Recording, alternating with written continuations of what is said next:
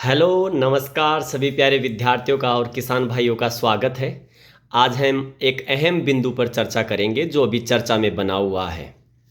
Sulphur coated urea SCU। Sulphur coated urea क्या है, इसके बारे में जानने की कोशिश करेंगे जो कि अभी चर्चा में बना हुआ है। हाल ही में प्रधानमंत्री माननीय श्री नरेंद्र जी मोदी साहब ने अपने सिक्कर दौरे पर 27 जुलाई को सल्फर कोटेड यूरिया SCU को लॉन्च किया है।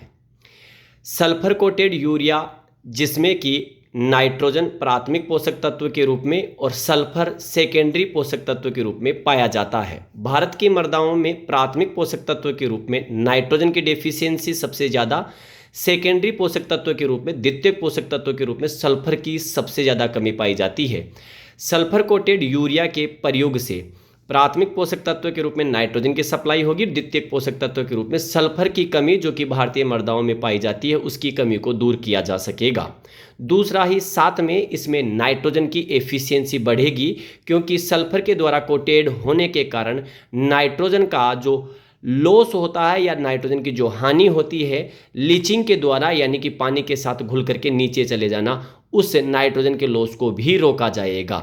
सल्फर कोटेड यूरिया में अगर देखा जाए तो आपके नाइट्रोजन की मात्रा 37% होगी और सल्फर की मात्रा 17% होगी, जो कि अपने आप में अद्भुत है। देखा जाए तो आमतौर पर नाइट्रोजन के रूप में सबसे ज़्यादा इस्तेमाल किया जाता है आपका किसका, यूरिया का। यूरिया में 46% नाइट्रोजन पाई जाती है। तो कहीं ना कहीं सरकार जिसको कहा जाए तो नाइट्रोजन के लॉस को भी रोकने की कोशिश कर रही है। दूसरा, आपके मृदाओं में द्वितीयक पोषक तत्वों की सप्लाई भी पूरी होगी। वर्तमान में सल्फर कोटेड यूरिया का उत्पादन RCF राष्ट्रीय केमिकल्स एंड फर्टिलाइजर लिमिटेड के द्वारा किया जा रहा है।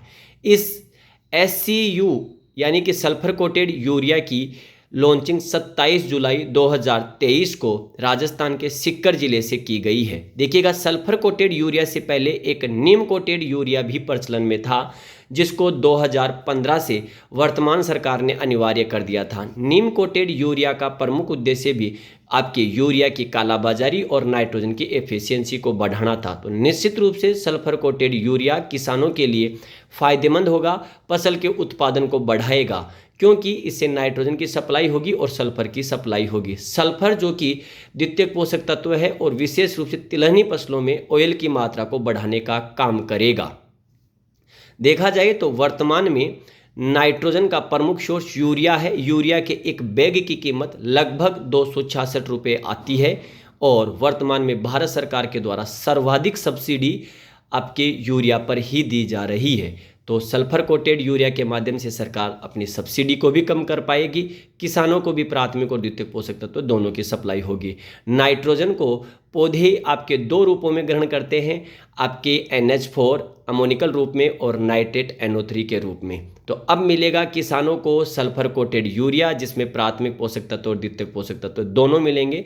इस प्रकार की नई जानकारियों के लगातार जुड़े रहिएगा इस GL चौधरी यूट्यूब चैनल पर। कैसा लगा वीडियो ज़रूर बताइएगा।